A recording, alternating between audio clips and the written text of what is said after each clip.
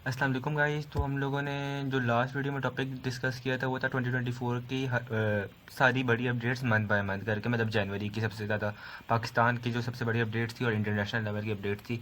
इस तरह हम लोगों ने मंथली डिस्कस किए थे। तो हम लोगों ने जनवरी से लेकर जून तक किया था, मतलब जो फर्स्ट 6 मंथ्स थे ईयर के, लास्ट ईयर जो हमारा प्रीवियस 2024 ईयर था। और आज हम लोग जो करेंगे वो होगा जुलाई से लेकर दिसंबर तक, जो ये हमारे प्रीवियस ईयर के जो लास्ट 6 मंथ्स थे उनकी सारी जितनी भी बड़ी बड़ी न्यूज़ थी मंथ मंथ करके, वो सारी हम लोग डिस्कस करेंगे गाइस आज। जुलाई के मंथ में पाकिस्तान में मानसून का मतलब जो मंथ था उसमें काफ़ी ज़्यादा फ्लड्स भी आए थे। तो जो जुलाई के मानसून सीज़न में पाकिस्तान के रीजन स्पेशली सिंध और पंजाब में हैवी रेनफॉल के बाद फ्लड्स आए। इस नेचुरल डिज़ास्टर की वजह से काफ़ी ज़्यादा लोग डिस्प्लेस भी हुए और काफ़ी ज़्यादा इंफ्रास्ट्रक्चर को भी डैमेज पहुंचा। और जुलाई के महीने में फ्लड्स के साथ साथ पाकिस्तान को काफ़ी ज़्यादा इकोनॉमिक चैलेंजेस का भी सामना करना पड़ा। पाकिस्तान की जो इकॉनमी थी वो तो अभी भी काफ़ी ज़्यादा प्रेशर में है, और इन्फ्लेशन और करेंसी डिप्रेसिएशन के इश्यूज़ को टैकल करने के लिए गवर्नमेंट ने नए इकोनॉमिक मेजर्स अनाउंस किए हैं, और उस वक्त भी किए थे जुलाई के मंथ में, जो अभी तक ऐसा उस तरह इम्प्लीमेंट नहीं हो सके, लेकिन पब्लिक में मिक्सड रिएक्शंस देखने को मिले थे उस वक्त भी हम लोगों को। तो यही था जुलाई के मंथ में पाकिस्तान के लिए जो बड़े मेजर न्यूज़ थी। अब हम लोग इंटरनेशनल लेवल की तरफ प्रोसीड करते हैं। और जुलाई के मंथ में रशिया और यूक्रेन के बीच कॉन्फ्लिक्ट और ज़्यादा इंटेंस हो गया था, जब रशिया ने यूक्रेन के कैपिटल कीव पर एक बहुत बड़ा मिसाइल अटैक किया था। और इस जो अटैक था इसमें इंफ्रास्ट्रक्चर भी काफ़ी ज़्यादा डैमेज हुआ, और इसमें सिविलियंस को भी टारगेट इनडायरेक्टली किया गया था, और इसमें काफ़ी ज़्यादा सिविलियंस की इंजरीज हम लोगों को देखने को मिली, और कुछ कुछ सिविलियंस मारे भी गए थे इस अटैक के अंदर। और ये जो अटैक था डायरेक्टली यूक्रेन के कैपिटल कीव पे था रशिया की तरफ से। और जैसा कि आप जानते हैं कि जुलाई का जो सीज़न होता है वो काफ़ी ज़्यादा हॉट सीज़न होता है वर्ल्ड वाइड। तो जुलाई 2024 का मंथ काफ़ी एक्सट्रीम्स हीट वेव्स लेकर आया था। यूरोप और नॉर्थ अमेरिका के मल्टीपल कंट्रीज़ में टेम्परेचर 45 डिग्री सेल्सियस से भी ज़्यादा था। तो इस वजह से काफ़ी ज़्यादा लोगों को हीट स्ट्रोक्स और बाकी ज़्यादा इशूज़ भी हम लोगों को देखने को मिले, जिस तरह के हेडेक्स और बाकी सारे जो कुछ कुछ इश्यूज़ हैं जो जो मतलब क्लाइमेट चेंज की वजह से हम लोगों को इश्यूज़ देखने को मिलने थे आगे जाके, जो साइंटिस्ट ने बहुत पहले प्रेडिक्ट किया था। वो इस साल हमें कुछ कुछ करके आहिस्ता आहिस्ता कुछ ना कुछ देखने को मिली, उस तरह की डिजीज़ उससे उस क्लाइमेट चेंज से रिलेटेड डिजीज़।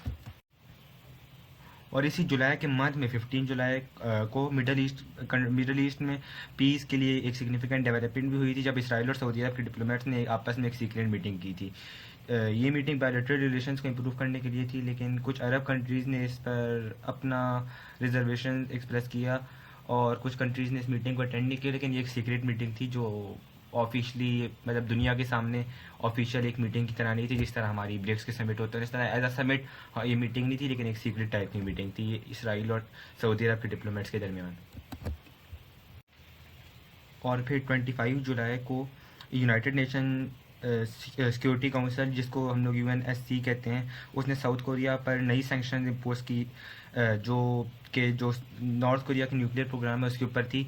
और ये भी एक बहुत बड़ा मेजर इशू था नॉर्थ कोरिया की जो इकॉनमी है उसके ऊपर, और इससे नॉर्थ कोरिया की जो इकॉनमी वो मज़ीद डिस्टेबलाइज्ड होगी, और उसके अंदर काफ़ी ज़्यादा लोगों को आगे जाकर और डाउनफॉल देखने को मिलेगा, क्योंकि जो जैसा कि आप लोग जानते ही हैं नॉर्थ कोरिया भी एक न्यूक्लियर स्टेट है, और उनकी जो रिलेशन है वर्ल्ड वाइड वो किसी कंट्री के साथ ऐसे जितने अच्छे नहीं है रशिया और चाइना के अलावा। तो उनके पास जो न्यूक्लियर बॉम्ब है वो थ्रेट की तरह है पूरी वर्ल्ड वाइड, हर कंट्री के लिए दुनिया के अंदर। तो ये जो अगस्त का मंथ है इसमें पाकिस्तान का जैसे कि आप लोगों को पता है 14 अगस्त जो है पाकिस्तान का इंडिपेंडेंस डे है। तो पाकिस्तान ने 14 अगस्त को अपना 77वां इंडिपेंडेंस डे काफ़ी धूमधाम से मनाया था, जिसमें प्राइम मिनिस्टर और प्रेसिडेंट ने जो उनकी मतलब हमारी नेशन थी उसको एड्रेस किया था, और पब्लिक इवेंट्स में लोगों ने बहुत ज़्यादा बढ़ चढ़ के हिस्सा भी लिया था। जो एक नेशनल हॉलीडे होता है 14 अगस्त का दिन, तो इसमें काफ़ी ज़्यादा लोगों ने जितने भी यहाँ पे मेजर मेजर जो प्राइम मिनिस्टर और प्रेसिडेंट की स्पीचेस थी उसमें जाके अपना अपना पार्टिसिपेशन भी शो की, काफ़ी ज़्यादा लोगों ने वहाँ पे अटेंडेंस शो की। और हमारे 14 डे के इंडिपेंडेंस डे के 4 दिन बाद 18 अगस्त को गवर्नमेंट ने इन्फ्लेशन और अनएम्प्लॉयमेंट को टैकल करने के लिए एक इकोनॉमिक रिलीफ पैकेज अनाउंस किया था।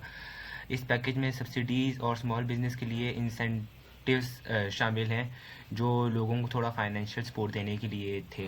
तो ये 18 अगस्त को सब कुछ हुआ था, और इसमें जो स्मॉल बिजनेस थे इस मतलब सारे स्मॉल बिजनेस को हमारी गवर्नमेंट ने अपनी तरफ से एक्सपोर्ट शो किया था सब स्मॉल बिजनेसेस के लिए। और उसके बाद 25 अगस्त को बलूचिस्तान में एक बहुत बड़ा टेररिस्ट अटैक हुआ था 25 अगस्त को, जिसमें 5 सिक्योरिटी पर्सनल शहीद हुए थे। गवर्नमेंट ने रिस्पांस में वहाँ सिक्योरिटी ऑपरेशन और स्ट्रिक्ट कर दिए थे, ताकि वहाँ का जो BLA है, बलूचिस्तान लिबरेशन आर्मी, उसका जो वहाँ पे इन्फ्लुएंस है उसको ख़त्म किया जा सके, जो बलूचिस्तान के अंदर उनका इन्फ्लुएंस है बलूचिस्तान लिबरेशन आर्मी का। तो इसके बाद इंटरनेशनली 5 अगस्त को, जब रशिया यूक्रेन वॉर के अंदर जो टेंशन थी काफ़ी ज़्यादा इंटेंस हो चुकी थी ऑलरेडी, उसके बाद जो नेटो का रिस्पांस था रशिया और यूक्रेन के कॉन्फ्लिक्ट में, नेटो ने यूक्रेन की मिलिट्री हेल्प बढ़ाने का फैसला किया था उस रिस्पांस के तौर पे, और नेटो ने एडवांस डिफेंस सिस्टम्स प्रोवाइड किए थे यूक्रेन को, ताकि जो रशिया के एयर टू सरफेस मिसाइल्स हैं, सरफेस टू सरफेस मिसाइल्स हैं, उनको मतलब टैकल किया जा सके, उनको इंटरसेप्ट किया जा सके। और वो जो जिस तरह उन्होंने आपको मैंने बताया था कीवी पे उन्होंने बहुत बड़ा अटैक किया था, इससे लास्ट मंथ ही, तो इस तरह के जो अटैक्स हैं उनको फेल किया जा सके और अपने लोगों को बचाया जा सके। इस वजह से नेटो ने उनको काफ़ी अच्छे अच्छे एयर डिफेंस प्रोवाइड किए थे, ताकि आपको मैंने रीज़न बता ही दिया इस वजह से। और इसके बाद ही 10 अगस्त को यूएस ने चाइनीज़ कंपनीज पर नए सैंक्शंस लगाए, जो ट्रेड वॉर को और ज़्यादा इंटेंस करते हैं। चाइना ने जवाब में कुछ एक्सपोर्ट्स रिस्ट्रिक्ट किए, जो ग्लोबल मार्केट्स को डिस्टर्ब कर रहे थे। और अगस्त की मंथ में 20 अगस्त को सऊदी अरब और ईरान के डिप्लोमेट्स के एक और मीटिंग हुई थी, वो भी पीस के टॉक्स के लिए मीटिंग हुई थी, और ये एक पॉजिटिव डेवलपमेंट है जो मिडल ईस्ट की स्टेबिलिटी के लिए ज़रूरी है। और 28 अगस्त को यूरोपियन यूनियन EU ने आर्टिफिशियल इंटेलिजेंस के लिए नए रूल्स इम्प्लीमेंट किए, जो प्राइवेसी और एथिकल कंसर्न्स को एड्रेस करते हैं। तो इसमें जो कुछ टेक कंपनीज ने इस मूव पर मिक्स्ड रिएक्शंस दिए, लेकिन एक्सपर्ट्स कहते हैं कि ये एक अच्छा स्टेप था अपनी डेवलपमेंट के लिए। सो गाइस, सितंबर के मंथ में भी पाकिस्तान के इकोनॉमिक चैलेंजेस वैसे ही कंटिन्यू है। पाकिस्तान में इन्फ्लेशन और डॉलर रेट्स अभी भी काफ़ी ज़्यादा हाई थे, इवन तो सितंबर के मंथ में भी, जिसकी वजह से लोगों की फाइनेंशियल सिचुएशन पर प्रेशर था। तो गवर्नमेंट ने नए रिफॉर्म्स का प्लान प्रपोज किया था सितंबर के मंथ में, और साथ ही साथ security forces operation in Khyber Pakhtunkhwa, मतलब हमारे सिक्योरिटी फोर्सेस ने ऑपरेशन भी किया था खैबर पख्तूनख्वा में, जिसमें कई वांटेड मिलिटेंट्स को अरेस्ट कर लिया गया। और इसी मंथ के अंदर रशिया और यूक्रेन के बीच जो कॉन्फ्लिक्ट था वो ज़्यादा इंटेंस हो गया। रशिया ने यूक्रेन के जो साउदर्न रीजन्स थे उन पर और मिसाइल फायर्स किए थे, जिससे इंफ्रास्ट्रक्चर और ज़्यादा डैमेज हुआ था, और सिविलियन कैजुअलिटीज़ भी उस अटैक के अंदर रिपोर्ट हुई थी। और इसी सितंबर के मंथ के अंदर ऑयल प्राइसेस दुनिया भर में काफ़ी ज़्यादा बढ़ गई थी, जब ओपेक कंट्रीज़ ने प्रोडक्शन कट करने का फैसला किया था। तो ये जो मूव था ओपेक कंट्रीज़ का, इसकी वजह से एनर्जी कॉस्ट काफ़ी ज़्यादा हो गई थी, और एनर्जी की जो क्वांटिटी थी वो भी काफ़ी ज़्यादा कम हो गई थी, जिसकी वजह से हम जैसी डेवलपिंग कंट्री जिस तरह पाकिस्तान, उसमें लोड शेडिंग के प्रॉब्लम्स भी आ रहे थे। और इसके अलावा सितंबर के मंथ में ही इंडिया में G20 समिट कंडक्ट हुआ था, जिसमें ग्लोबल लीडर्स ने क्लाइमेट और इकोनॉमिक ग्रोथ पर डिस्कशंस की थी, और पीस टॉक भी सारे समिट के अंदर की थी। चाइना के प्रेसिडेंट ने इस समिट अटेंड नहीं की, क्योंकि उनकी जो आपस में टेंशन्स हैं इंडिया के साथ वो अभी भी चल रही हैं, जो काफ़ी कंट्रोवर्शियल भी रहा था आगे, यही रीज़न। और गाइस, इसी सितंबर के मंथ के अंदर लिबिया की कंट्री में काफ़ी ज़्यादा हैवी रेनफॉल हुई थी 15 सितंबर के दिन, और उसके बाद थ्रू आउट द कंट्री काफ़ी ज़्यादा फ्लड्स भी आए, जिसकी वजह से काफ़ी ज़्यादा इंफ्रास्ट्रक्चर भी डैमेज हुआ, और साथ ही साथ काफ़ी ज़्यादा लोग भी डिस्प्लेस हुए, इवन दो उनके पास शेल्टर तक नहीं था सितंबर के मंथ के अंदर, क्योंकि आपको तो पता है लिबिया की जो इकोनॉमिक सिचुएशन है इस वक्त उस सब का। और 20 सितंबर को स्पेस एक्स ने एक बहुत बड़ी अनाउंसमेंट भी की कि वो 2026 के ईयर के अंदर मार्स पर एक बहुत बड़ा क्रूड प्रॉपर मिशन लॉन्च करेंगे। ये जो स्टेप था ये स्पेस एक्सप्लोरेशन के लिए काफ़ी मेजर माइलस्टोन माना जा रहा था, क्योंकि फर्स्ट टाइम ऐसा ही था कि मतलब कोई प्रॉपर क्रूड मिशन लॉन्च किया गया हो मार्स के प्लानट के ऊपर। और गाइस, 8 अक्टूबर को बलूचिस्तान में एक टेररिस्ट अटैक हुआ था, जिसमें सिक्योरिटी पर्सनल शहीद हुए थे, और गवर्नमेंट ने वहाँ सिक्योरिटी को और मजबूत करने का प्लान अनाउंस किया था, क्योंकि बलूचिस्तान में, जैसा कि मैंने बताया था, अभी जो 3 मंथ्स पहले भी एक अटैक हुआ था, जहाँ में मतलब बलूचिस्तान में रेगुलर अटैक्स होते रहते हैं टेररिस्ट ऑर्गेनाइजेशन की तरफ से। और जो सबसे मेजर वहाँ पे टेररिस्ट ऑर्गेनाइजेशन है वो है BLA, बलूचिस्तान लिबरेशन आर्मी। तो बलूचिस्तान में मैं एक अलग से वीडियो बना लूँगा, तब तक आप लोग जितना आप लोगों को पता है उसी नॉलेज को यूज़ करते हुए आप लोग ये सारी चीज़ समझने की कोशिश करें, वरना मैं एक सेपरेट वीडियो भी बना दूँगा अगर आप लोगों को चाहिए तो। और गाइस इसी अक्टूबर के मंथ के अंदर PTI के 2-3 प्रोटेस्ट भी हुए थे। और उनमें से एक जो प्रोटेस्ट था वो इस्लामाबाद के अंदर था, और उन्होंने एक और प्रोटेस्ट का भी ऐलान किया था जो PTI के चेयरमैन ने और KP के जो चीफ मिनिस्टर उन्होंने, कि हम लोग इस्लामाबाद आएंगे। और उसी दिन किया था जब यहाँ पे SCO की समिट होने वाली थी। हाँ, SCO की समिट भी अक्टूबर के मंथ में पाकिस्तान में हुई थी, एक बहुत बड़ा अचीवमेंट थी हमारे कंट्री के लिए। लेकिन उस दिन जो PTI ने प्रोटेस्ट का ऐलान किया था वो एक बहुत बड़ा मेजर इशू बन गया था गवर्नमेंट के साथ उनका।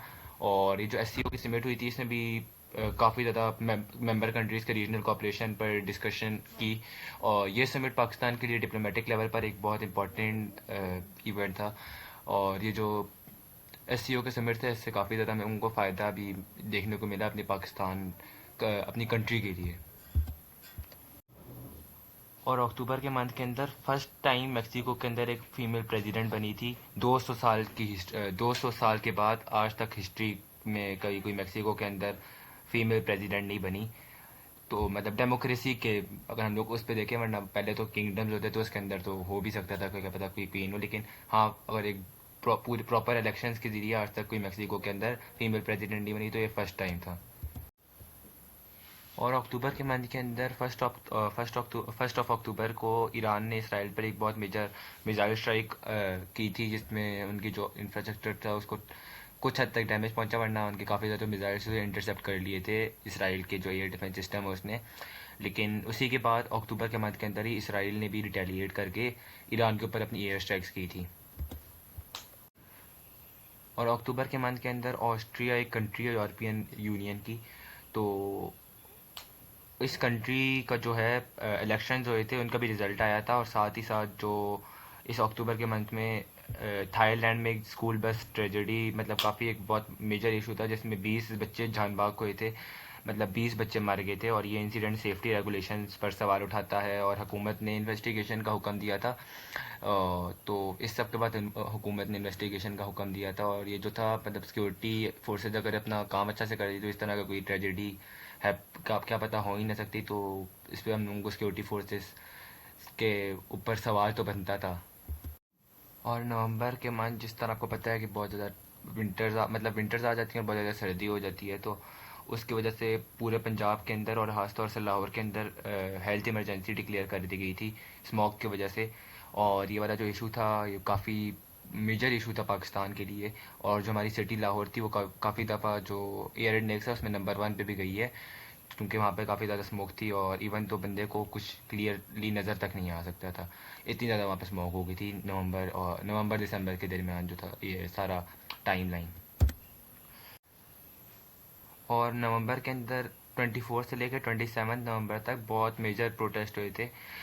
और इसमें PTI के जो फॉर्मर चेयरमैन थे, जो अभी मतलब चेयरमैन हैं लेकिन अभी तो उनके जो टेम्प्रेरी चेयरमैन हैं वो बैरिस्टर गौहर अली खान है। लेकिन जो उनके फॉर्मर चेयरमैन और हमारे पाकिस्तान के former prime minister Imran Khan थे, उनको जेल से रिलीज़ करने के लिए यहाँ पे बहुत ज़्यादा प्रोटेस्ट किए थे। और इस्लामाबाद के अंदर काफ़ी ज़्यादा PTI के लोग आ गए थे। लेकिन फिर हमारी जो सिक्योरिटी फोर्सेस थी उन्होंने उनको यहाँ से मतलब वापस भेज दिया था, और एक ऑपरेशन के ज़रिए। तो उसके बाद ये जो इनका सारा प्रोटेस्ट था वो फेल हो गया था। और बहर किसी बीच में मतलब PTI इस वजह से आई थी ताकि कोई टॉक्स हो सकें, ताकि इमरान खान बाहर आ सके। लेकिन गवर्नमेंट ने उनके साथ किसी किस्म की कोई भी मतलब एग्रीमेंट या कोई टॉक्स नहीं की इमरान खान के रिलीज़ होने के टॉपिक पर। और नवंबर के मंथ में 12 से लेके 15 नवंबर मतलब जी जो सारा प्रोटेस्ट का टाइम पीरियड था, इससे थोड़ा पहले IMF के जो थोड़े स्टाफ थे उन्होंने पाकिस्तान को भी विज़िट किया था, जिसमें इकोनॉमिक पॉलिसीज़ और रिफॉर्म्स पर डिस्कशन की थी। और इसी के साथ साथ 25th या 24th को या सॉरी 25th को या जो अज़रबैजान के प्रेसिडेंट हैं उन्होंने भी पाकिस्तान का विज़िट किया था जब प्रोटेस्ट चल रहे थे इस्लामाबाद के अंदर उसी टाइम पीरियड के अंदर। और इंटरनेशनली भी ये नवंबर के मंथ के अंदर यूनाइटेड स्टेट्स में प्रेसिडेंशियल इलेक्शंस के रिजल्ट अनाउंस हुए और डोनाल्ड ट्रंप को अमेरिका का प्रेसिडेंट उस वक्त डिक्लेयर किया गया। लेकिन हाँ, जो उन्होंने प्रॉपर प्रेसिडेंट बनना है वो 20 जनवरी को बनना है। और 19 नवंबर के दिन रशिया और यूक्रेन के बीच जो सारा कॉन्फ्लिक्ट था उसको 1000 दिन पूरे हो गए थे। मॉस्को जो था उसने पहली बार यूनाइटेड स्टेट्स मेड मिसाइल के इस्तेमाल का जिक्र किया, और रशियन फॉरेन मिनिस्टर लवरोव जिनका नाम था, उन्होंने वेस्ट पर कॉन्फ्लिक्ट को एस्केलेट करने का इल्ज़ाम दिया, क्योंकि जो जिस तरह के यूनाइटेड स्टेट उनको लॉन्ग रेंज मिसाइल दिए थे वो रशिया के लिए भी एक बहुत बड़ा थ्रेट था। और नवंबर के मंथ के अंदर 30 नवंबर को United nation day of remembrance for chemical weapons victims भी बनाया गया, और ये भी एक काफ़ी अच्छी चीज़ थी ताकि जितने भी विक्टम्स थे उनको सारों को रिमेंबर किया जा सके।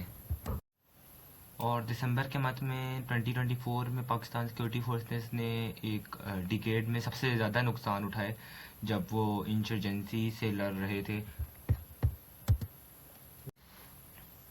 और पाकिस्तान ने बैंक्स के बम्पर प्रॉफिट्स पर टैक्स लगाने का मंसूबा ख़त्म कर दिया जो लेंडर्स की मुखालफत की वजह से हुआ।